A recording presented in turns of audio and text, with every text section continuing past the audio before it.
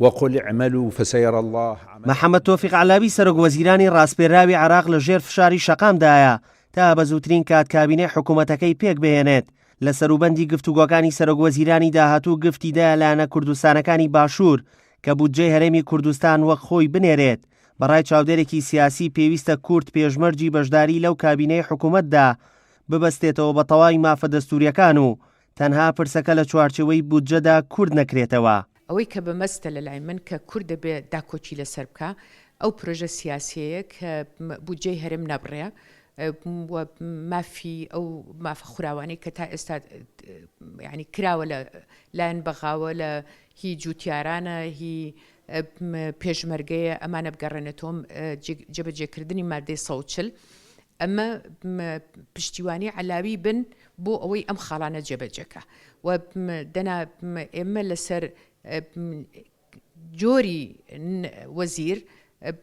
ئەوەندە مناقەشە نەکەی ئەوەندەی کە لەسەر پرۆسە سیاسەکە مناقەشە ئەکەین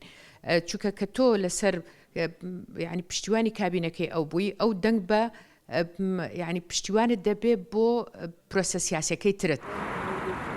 پشکی کورد لە کابینەی داهاتووی حکوومەتی عێراق نادیارە تا ئەم قۆناغە و تێبینی زۆریش لەسەر یەکلاکردنەوەی ئەم بابەتە لای چاودێران دروست بووە کە ئاخۆ چۆن وەها پرسێک دەکرێت یەکلا بکرێتەوە کە لەگەڵ ئەزموونی ڕابردووی حکومداری عێراق تەواو پێچەوانەیە. هەرچەندە حکوومەتی عێراقی سایەوێت بە ئەجندایەکی نوێ لەگەڵ کورد تەعامل کە من بەش بە حاڵی خۆم پێم باش نییە کە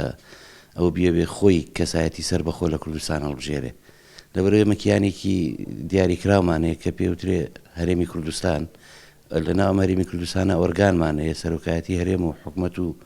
پەرلەمانمانەیە بۆ باشتر بەڕێوە چوونی کارەکان و بۆ ئایندەی ئەم حکوومەتی کە تەشکیلی ژەکرێ هەقا کەسی ڕاستپێراو لە عێراق بۆ تشکیلی حکوومەت بەڕاوێژ لەگەڵ ئەم سێ ئۆرگانەی